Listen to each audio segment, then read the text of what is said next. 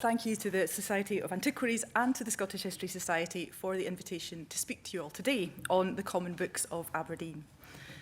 For those of you who are unfamiliar with these books, Aberdeen has the oldest and most complete set of town records in Scotland, and the first 8 volumes, covering the period 1398 to 1511, have been inscribed on UNESCO's Memory of the World Register in recognition of their historical significance. And for good reason.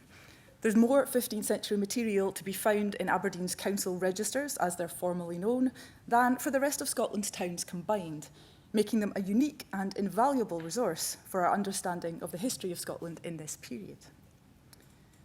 Between 2016 and 2018, I was fortunate enough to be involved in a project at the University of Aberdeen, the purpose of which is to transcribe these first 8 volumes. This was led by Dr. Jackson Armstrong, Senior Lecturer in History at the University of Aberdeen, in partnership with Phil Astley, City Archivist at Aberdeen City and Aberdeenshire Archives, in whose care the registers currently are. The project, entitled Law in the Aberdeen Council Registers, 1398 to 1511, Concepts, Practices, Geographies, and it's due to finish at the end of next month.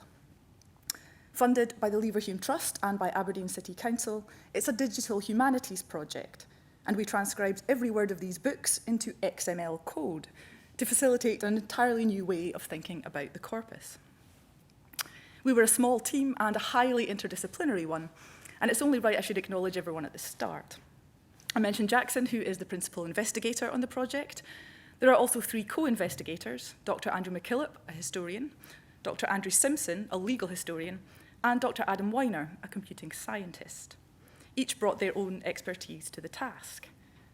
The smaller project team itself was managed by Dr. Edda Francott, also a historian and editor of the entire corpus, with the support of Dr. Anna Havinga initially, and then Dr. Wim Peters, both linguists and experts in text enrichment and XML. Last but not least, Dr. William Hepburn and I were responsible for the actual transcription of the text from the original documents, which have all been digitally scanned. These scans are currently publicly available on the website Scotland's Places. It is, however, pretty much impossible to decipher them without some specialist knowledge of late medieval paleography, or handwriting. And the project set out to transcribe all the material in the common books into modern-day text, while retaining the beautiful Middle Scots vernacular and Latin of the originals. On which note, I'd also like to acknowledge anyone who has ever worked on the Dictionary of the Scots Language. It's an online resource, free to use, and this project would have been pretty much impossible without it. So what are these books? Well, they're legal records. They document the proceedings of Aberdeen's Council, Bailey Court, and Guild Court, more on which shortly, as well as a variety of other miscellaneous business, such as transcripts of letters from the King, or members of the nobility, and even some copies of accounts, although these are not plentiful. We assume that they kept separate account books, which probably haven't survived, unfortunately. The early volumes are relatively short and almost exclusively written in fairly formulaic Latin. Volume 1 covers 9 years and is 328 pages long. Over the course of the 113 years covered by the corpus, writing in Scots becomes more frequent, the entries become longer, and much more detail and description is included. By the time we get to the 16th century, the decade covered by Volume 8 extends to 1,220 pages and is around 80% Scots to 20% Latin in its composition. This fits with wider European trends in the development of lay literacy and the adoption of vernacular languages by governments, whether local or national, sort of inverted commas for the 15th century. As you can see, the handwriting also changes significantly throughout the course of the period, presenting lots of challenges for the transcribers. There's never a dull moment with that one. Unfortunately, Volume 3 is missing, the only one from the start of the run until the present day. It would have covered the period 1414 to 1433. Volume 5 is unusual in that it has been divided into 2, in what we believe to be an experiment in record keeping, with the Guild Court records being kept separately from the rest of the material between 1441 and 1448. Altogether, the corpus runs to just over 1.7 million words, making it more than half as long again as the complete works of Shakespeare. Given that Scotland is not very well served by complete runs of documentary material in the 15th century, the significance of the common books can hardly be overstated. What I'd like to do this evening is give something of a whistle-stop tour of the contents of these books, drawing on some highlights from my own research and that of the project, and then suggest some of the ways in which this exciting material could be used to change our thinking about the history of Scotland. Before I start, I'd again like to acknowledge Edda Francott and in particular William Hepburn in their contributions to what follows. The highly collaborative nature of our work was one of the great joys of the project, and my thinking on everything I'm about to relate has been shaped by my conversations with them. I'm also going to be drawing directly from the short research pieces on our project blog, which can be found at aberdeenregisters.org for those of you who would like to go and have a look in some more detail. Aberdeen was an important trading town. Much of Aberdeen's trade was with the Low Countries, the urban powerhouse of the late Middle Ages, particularly Bruges, but references are common to towns in Scandinavia, England, and the members of the Hanseatic League, as well as others. North Sea trade was important and dynamic at a time when travel by land was hardly less difficult, and the frequency with which sailors and merchants from other countries make appearances in the books speaks to a culture of commerce which was truly international. Salmon was the major export, but wool and hides were also traded in large quantities, amongst many other things. We estimate the population of Aberdeen to have been around 5,000 people, which was large by Scottish standards and small compared to the biggest cities in Europe. Of this population, around 10 to 20% were burgesses, the men who ran the town. The rest would have comprised craftsmen, servants, various churchmen, noblemen, paupers, and of course, women. The town was divided into 4 administrative quarters: the Green Quarter, the Crooked Quarter, the Even Quarter, and Footy. Each had its own sergeants and apprisers of ale and flesh who had responsibility for the quality of these goods. Boroughs in this period described themselves as communities, from the Latin communitas, meaning corporation. Royal boroughs, such as Aberdeen, were founded by a charter from the king, and the burgesses were granted certain rights, privileges, and freedoms, which allowed them to engage in trade and commerce. They paid an annual sum to the crown in return. These privileges were fiercely guarded, and burgesses had to be formally admitted to the freedom of the borough, having met certain conditions, including property ownership, sworn an oath, and paid a fee. Aberdeen was governed by the aldermen, later called the provost, the bailies, and the council. Bailies were crown officers and had jurisdiction over all secular matters except murder, rape, arson, and violent robbery. These were dealt with by the sheriff and known as the 4 pleas of the crown. The Bailey court records make up most of the business found in the books, and these were held very frequently. There were 3 head courts every year, presided over by the bailies. The Michaelmas head court in September saw the election of the town's officers. The council was elected annually at the guild court, and in both cases, these usually came from a handful of prominent families who remained highly influential for much of the period. There's a particularly pretty example here from 1448. It's the head court held in the Burgh of Aberdeen, held in the toll booth this day, last day of September 1448.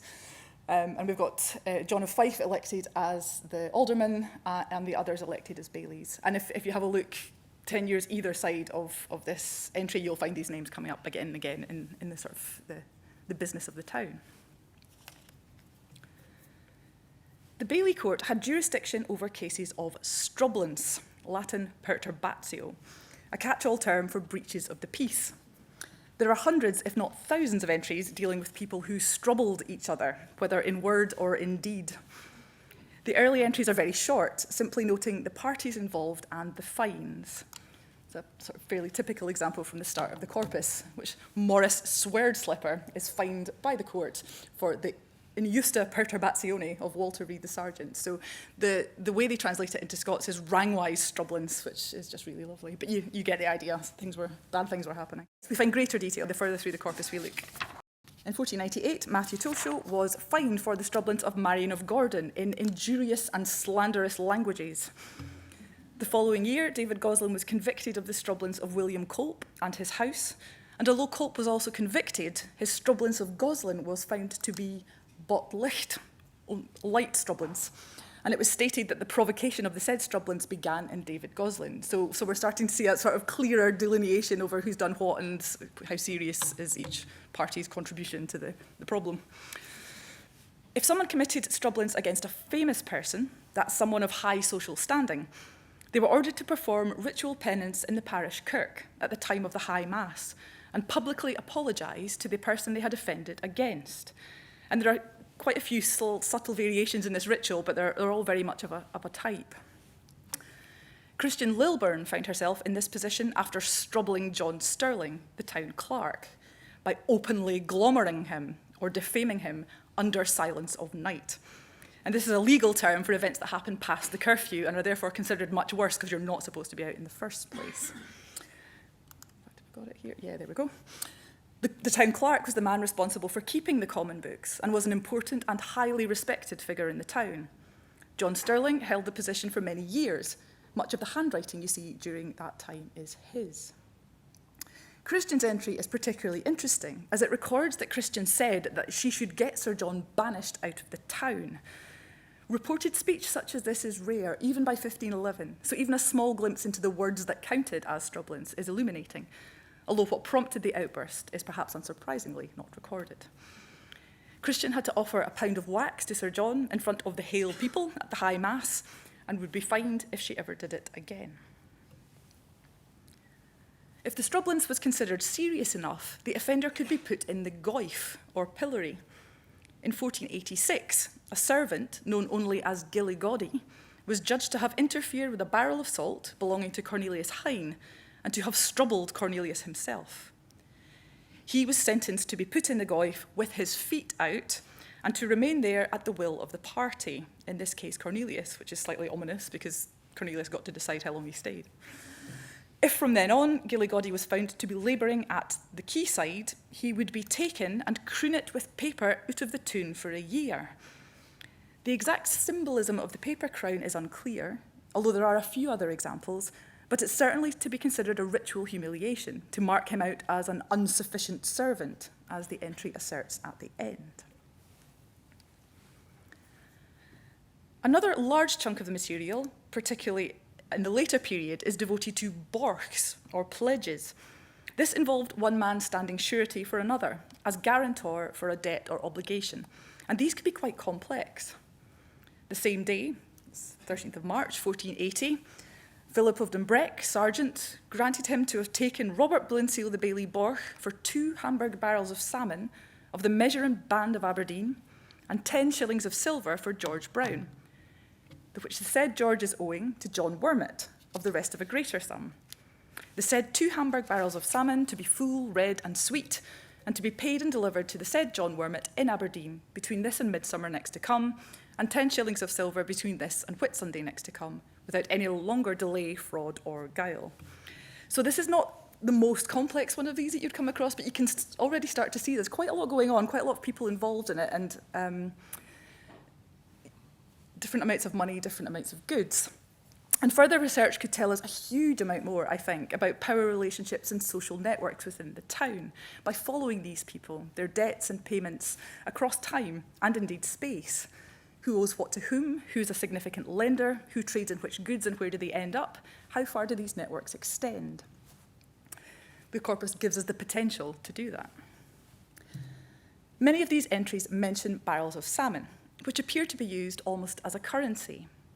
The references to the Measure and Band of Aberdeen and to the salmon being full, red and sweet relate to controls of quantity and quality respectively, and can be found in various forms throughout the entries which relate to the sale or exchange of goods. Several actual currencies were also in operation within the town, most commonly the usual money of Scotland, but also English groats, French crowns, and the money of Flanders, amongst others. The Baillie Court also heard cases relating to land, and these are also plentiful. They tend not to be quite as colourful as some of the others, but they do give lots of information about who owned what. They can be useful for tracing or attempting to trace the property belonging to certain families, although with the kind of tendency to name fathers after sons and brothers, it can get a bit confusing. But it's often difficult to be precise about the exact location. A couple of examples here from the 1440s. So the tenement lying in the borough, in the castle gate on the west part, the land of John Robertson on the north part, on the east part and on the south part, the King's Gate. and two lands together lying within the borough in the Gallow Gate on the east part of the same, between the land of the late Wat Pyatt on the south part and the land of Andrew Kimty on the north part. So they know exactly where they mean, obviously, and they're situating it amongst other things that they know within the town. And again, it would be really quite interesting to take a sort of sizable chunk of the corpus and see if you could piece together where these things were in relation to each other. It'd be quite difficult, but I think you could get at least a kind of outline of what was going on. After the Bailey Court records, the next most common type of entry is statutes of the town council. They're often some of the most direct, accessible, and indeed colourful of the entries in the corpus. Sometimes council meetings were called to discuss important matters which required coordinated action by the whole town, such as responses to plague or to war, and these have been explored on our blog.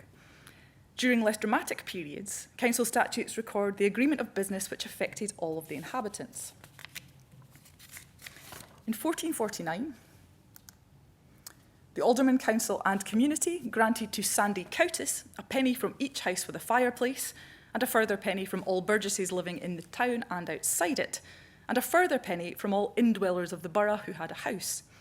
In return, Sandy would mend the paving in the street and the gutters and clean the streets, so that all men may have honest and clean passage through all the town. The council also had to deal with the rather different problems presented by, actual translation, by Escapee pigs, of all things, or swine, as they were known. A 1482 statute ordered that no swine pass forth of band, so out of its enclosure, unless it has a ring in their wart or nose, for it is understood that their wart does great scathe to the land, so lots of harm. Again, on the blog, William has explored this in more detail, noting an entry in 1465, which goes as far as to call the pigs found on the loose forbidden beasts. Urban legislation on pigs and indeed other animals was common due to the harm they could cause to property and to public health, perhaps connected to the cleaning of the streets. To this end, the bailies were ordered either to capture all loose swine they could find and hand them over to the master of the kirk work for payment, or to slay them and keep their bodies. The guild was separate to the council, but many of the members overlapped. Guilds are a very old form of association, of fraternity in fact, and were common to towns across Europe. In Aberdeen, guild brothers enjoyed the exclusive right to trade on imports and exports, and were always burgesses, although not all burgesses were guild brothers. These men were entered into the guild fraternity at the same time as taking their burgess oath and thereby entering the freedom of the borough.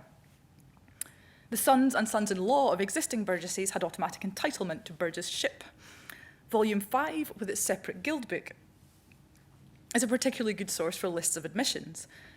Again, most of the entries are highly formulaic, but Edra has explored some of the more unusual entries in a blog post, noting that men could be entered at the insistence of existing burgesses of higher rank, often those who were local nobility, higher clergy, or royal servants. Less frequently, men could become burgesses for services rendered to the town, such as Alexander Logie, who in 1456 was admitted at the request of Patrick Pyatt because he had prevented infected outsiders from entering the town at the Green. Edda also notes that men with useful professions were occasionally admitted for free, such as a medicus, or doctor, in 1445, a mimus, an actor or mime, in 1456, and a carnifex, either a butcher or perhaps more chillingly an executioner, in 1487. The alderman and the dean of guild presided over meetings of the guild courts, which enforced the strict rules around buying and selling. Goods could only be sold in the market by certain people at certain times for certain amounts of money, and those who broke the rules were punished. Usually people were fined, but harsher punishments were meted out to repeat offenders. A particularly extreme statute comes from 1448. Ordain it in statute that no huckster nor regrator buy butter, cheese, or eggs to sell again until the hour of 1 afternoon, under the pain of banishing of this town and burning of the cheek. And then they will sell no butter nor cheese but by weight, and the pound of butter for 3p, and the pound of cheese for 1p, and no dearer. And that they shall sell no less than 10 eggs for 1p, under pain foresaid. Banishment from the town was a severe punishment and did not always have the desired effect. In one of the most evocative entries in the corpus, which again Williams explored on the blog, we see one of its unintended consequences. In 1499, Gilbert Lister appeared before the aldermen and bailies and openly declared how he had certain litted cloth, so dyed cloth, pertaining to indwellers of this borough and to men of the land, and that there were certain broken folks watching in the night, and that he and his folks nightly stood on their feet, keeping the said goods.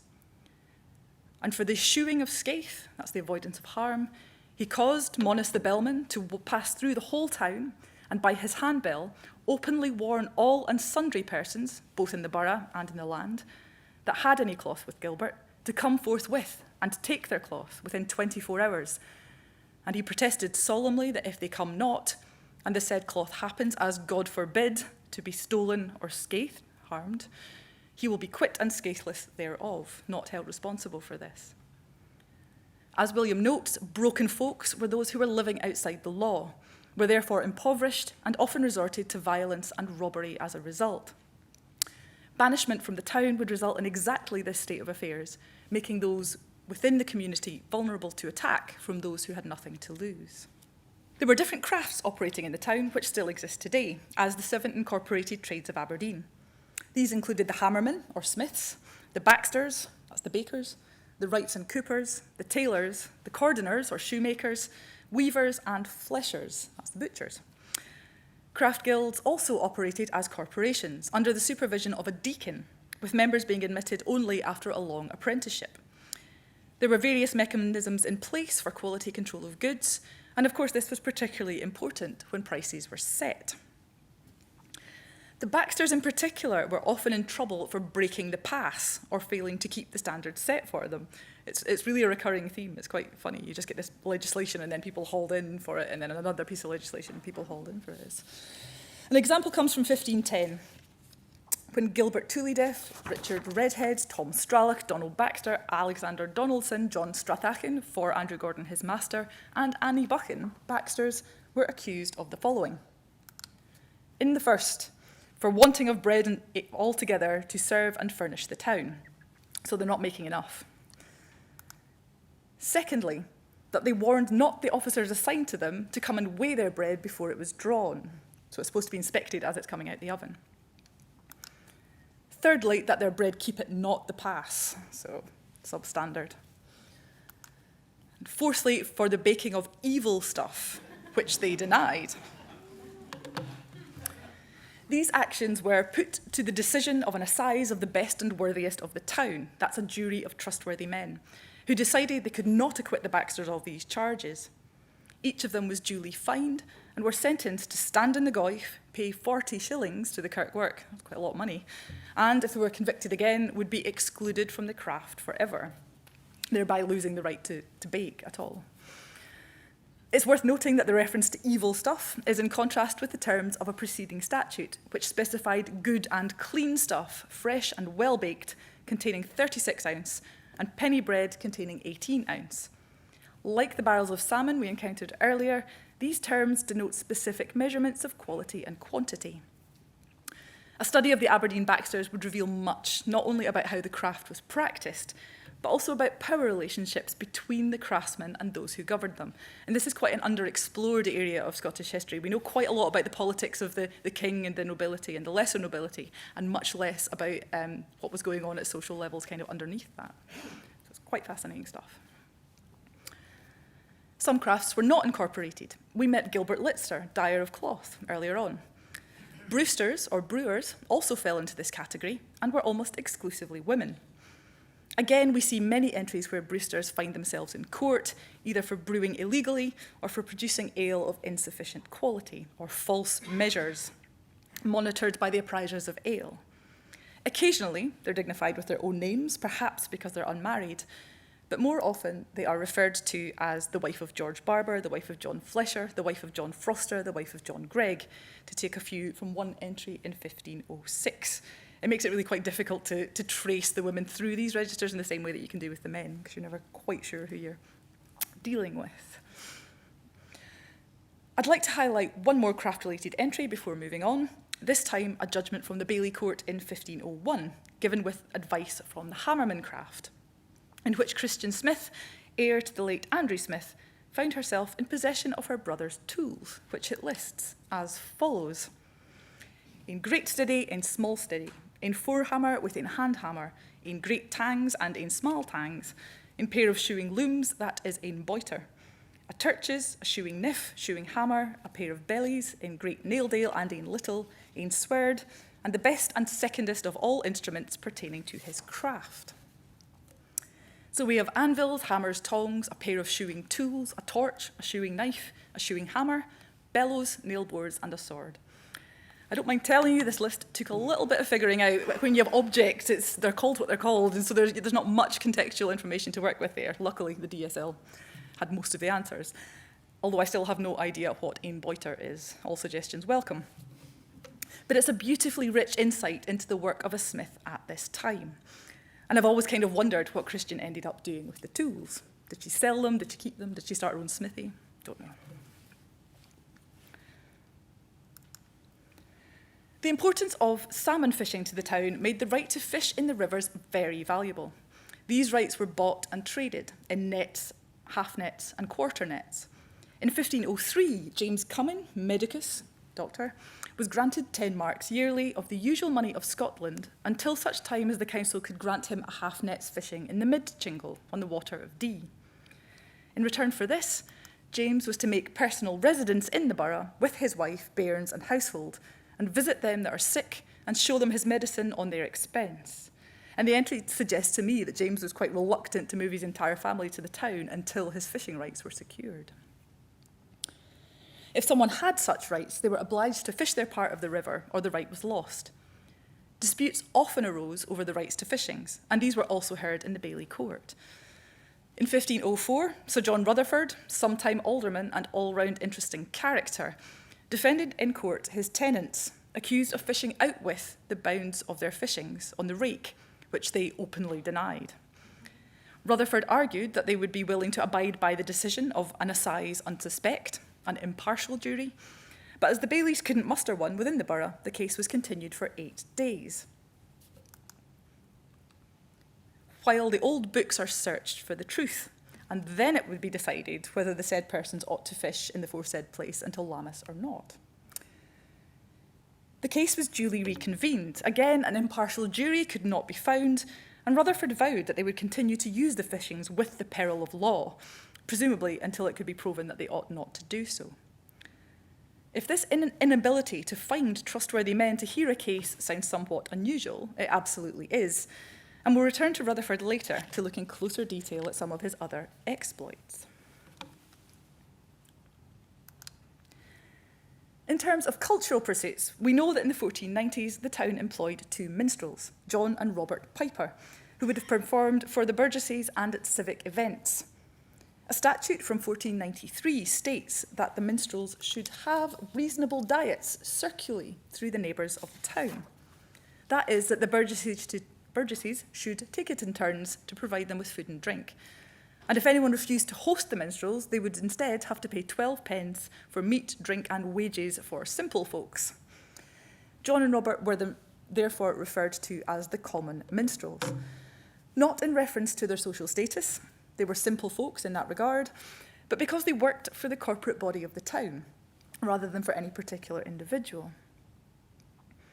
As well as music, there would have been plays and pageants, examined in detail by Anna Mill in her book on plays in medieval Scotland. There's a wonderful entry from 1442, which sets out the contribution that each craft must make to the Candlemas play. This is the whole list. I think they go through all the crafts and perhaps some other people as well.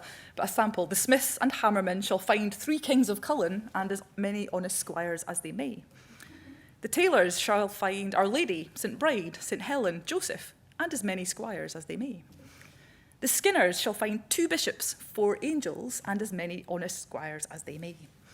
It gives the definite impression that the event would have been quite spectacular and that there would have been a great many honest squires participating in the background. It's kind of like the primary school when you kind of put the ones that can't sing at the back. At Christmas every year, the town appointed an Abbot of Bon Accord, who was, for one day, put in charge of drunken revelries and practical jokes. It could occasionally get out of hand, as in 1445. when it was concluded, statute and ordained by the Common Council and many other of the Guild for the letting, that's the stopping, and staunching of diverse enormities done in time bygone by the abbots of this burgh called of Bon Accord, that in time to come they will give no fees to no such abbots. Would love to know what they got up to, I have absolutely no idea. So far, I've given some examples of the types of business which occur frequently within the books, providing kind of snapshots of life in 15th century Aberdeen. One of the great advantages to a corpus of this size, however, is that we can use it both to track change over time and to examine particular elements in great depth. Clearly, the potential for delving into the lives of individual people is huge. On the blog, Edda has traced the court cases surrounding young Isabel Buchan, an heiress whose age and legal guardianship were disputed. As I suggested earlier, though, I'd like to tell you a bit more about Sir John Rutherfurd, whom to me is probably the most intriguing person in the entire corpus. A nephew of Henry Rutherfurd, one of the bailies of the town, John first appears in the record in 1473, when he is made a Burgess and Guild brother by right of his father. And he's still active in town life in 1511 at the end of volume 8, so a career of at least 38 years. Between those dates, he's mentioned in almost 600 entries, giving him a reasonable chance of being one of the best documented individuals in Scotland during this period. Now, I absolutely have not gone through all of these entries in any detail. This would be a significant research project on its own. But I've selected a few of the more memorable ones to give a flavour of his exploits and their significance. One of the earliest is one of the most striking. In 1474, Henry Rutherfurd died, leaving John as his lawful heir. Shortly afterwards, John appeared in court to lodge a protest against the disposal of some of his inheritance. He claimed that as his uncle was lying in great infirmity on his deathbed, John had consented to the donation of £5 annually to be taken from the rent of his land in the Ship Row and given to the prior and convent of the Blackfriars of Aberdeen. This was so that Henry should not take it heavy in heart if he refused, his poor uncle. Now, however, he wanted to revoke the donation, protesting solemnly that this should not prejudice him or his heirs in any future disputes.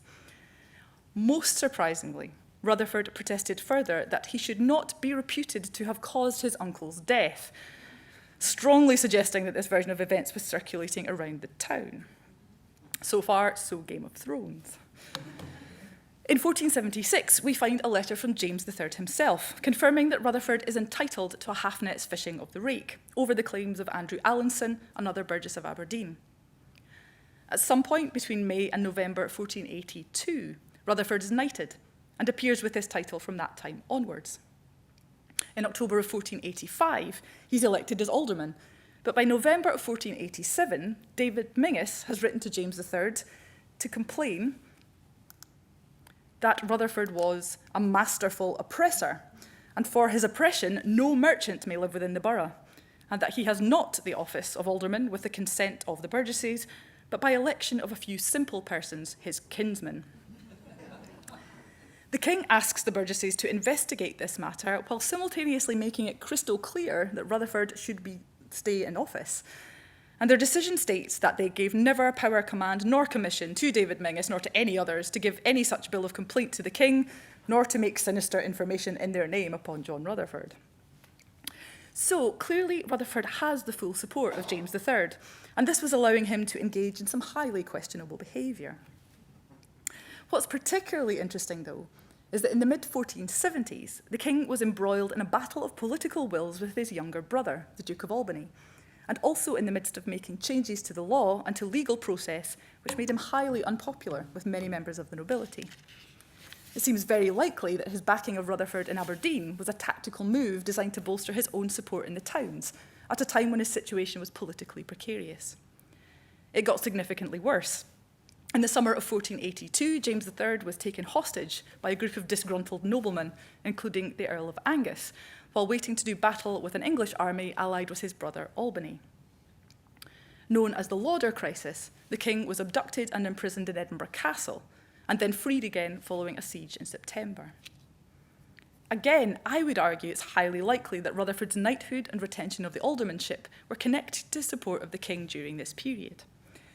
In 1492, the Earl of Angus, no stranger to political shenanigans himself, became Chancellor of Scotland under James IV, and Rutherfurd found himself resigning the aldermanship into Angus's hands in favour of Alexander Reid, who was elected to the office by two of the King's Council with the advice of the council and community, in an almost unheard of departure from protocol.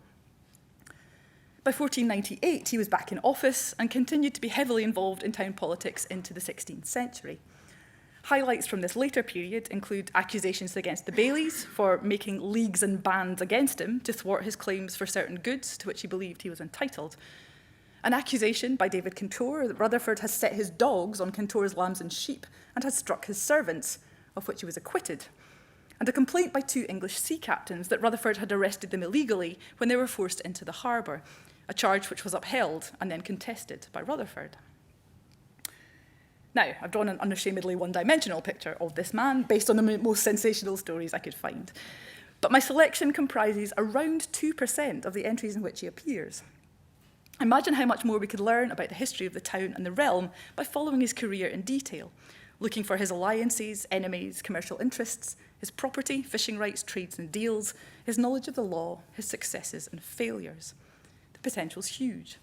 And there's no other source we have in Scotland which allows this kind of detailed analysis. It is unique. Moving to the bigger picture, we can also use the books to contextualise in detail some of the broader changes and conceptual shifts which occur in this period. The 15th century saw the transition from what we term medieval to what we term early modern, taking in ideas of the Renaissance along the way. Central to this transition were new ways of thinking sparked by humanist scholarship in universities across Europe, including, as we noted earlier, the increased use of the vernacular, in our case Scots, as a language of government. This was accompanied by a growth in the literacy of laymen, a blossoming of Scots literature, music, early science and medicine, and education more broadly. From 1495, when Bishop Elphinstone founded King's College, later the University of Aberdeen, we see a noticeable increase in this kind of activity showing up in the records, mostly through payments to individuals.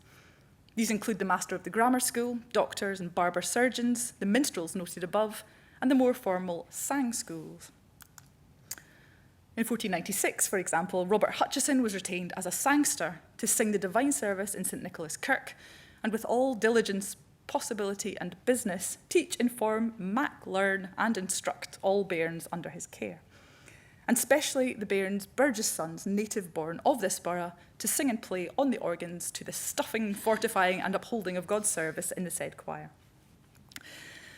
The men who acted as procurators and forespeakers in the Bailey Court, who spoke on behalf of others, would have required a sound working knowledge of the law as it appeared in the borough, but they were also capable administrators, clerks, chaplains, notaries, writers, in fact, who can again be identified and followed through the records. Their stories are likely to be more sparse and less colourful than that of John Rutherfurd, but they're a group who are difficult to isolate from other sources and are key to some of the huge social shifts we see over the century as the quote-unquote middle class sort of began to very slowly emerge. The Aberdeen material, again, provides an untapped source of information about the workings of a sizable Scottish bureaucracy and its development over this crucial period. Inextricably linked to this is the changing face of commerce. This is an area which has been relatively neglected in the scholarship so far, mainly due to the lack of reliable sources of information on the Scottish economy in this period. The common books can't, unfortunately, solve this problem, but they certainly can, I would suggest, be used to show that towns such as Aberdeen were hugely important politically, and that this was in no small part due to their economic status.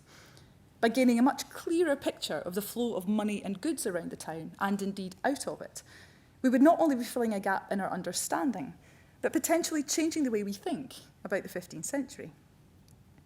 Again, it's a major research project on its own right, and would require the development of a fairly sophisticated digital methodology in order to investigate thoroughly. Luckily, we have a digital corpus, so the potential is there. If the project were mine, I'd go one step further and have a look at the concepts and values which underpin commercial activity in the town. They're certainly there. We have ideas of the common profit, a term with moral as well as commercial connotations found throughout political discourse in this period. It fits with ideas of utility, value, price, appraisal, and others, which could be examined similarly. Again, they've all got this moral dimension as well as sort of related to money. to see how they were used and why. In an early blog post, I started to think about what urban freedom meant in practice and discovered that it was not only a concept sort of being entered into the freedom of the borough, but also a geographical space around the town known as the freedom, and a set of legal rights and privileges which could be exercised by the burgesses. These ideas of freedom join those of community, which we've touched on, kinship and brotherhood, which again you find in the guilds. These are things that I looked at as part of my PhD, and which you can find being used in various ways by those who exercise influence around the town. So you've got quite a sophisticated political culture here. Ideas of debt and credit, while not explicitly labelled as such, were also essential to successful commerce, and certainly linked to the preoccupation we saw right at the beginning with ensuring that slanderous languages against a person were answered publicly and robustly, and that one's good fame remained intact. What people knew about other people, common knowledge that is, was central to the functioning of the town as a commercial, political and legal body. This makes the Common Books of Aberdeen integral to the town's identity and authority, not only as a legal record, but as a symbol of the community itself, the borough, the people, the corporation. In a very real sense, these books were the final word in common knowledge, as John Rutherfurd understood well. Once a decision or action or judgment or ritual was written down, it became the accepted version of events and was therefore very difficult to contest. So the books provide a communal memory, which could be consulted as necessary to confirm rights and settle disputes. They also provide a social accounting tool, keeping track of the inhabitants' obligations to each other and the effects these had on their social standing. And they can be put in dialogue with similar records, both within Scotland and beyond, to compare administrative practices, legal questions, to trace individuals between cities and countries, and to think broadly about the place of towns in the political culture of Renaissance Europe. And of course, they still have a life in the 21st century, and not just for scholars. They are an absolute goldmine for the Scots language. One example that stuck in my head was from 1434, when Thomas Park was fined for calling someone a lurden. And when I looked it up, it was defined as cutthroat, miscreant, overbearing, and parasitical ruffian. It's one of the best words I've ever heard in my life. Clearly, the potential for creative responses is there. And I'm currently working with Aberdeen-based musicians, Davy Catanack and Paddy Buchanan, to write some songs based on the books, thanks to Aberdeen City Council's Creative Funding Awards.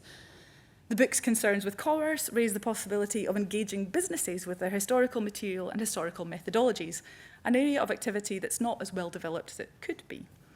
And of course, as should be clear, the common books provide a way of thinking about citizenship, who is part of the community, who is excluded, who makes the rules, and how they're enforced, that is perhaps more concrete and less fraught than some of our current debates.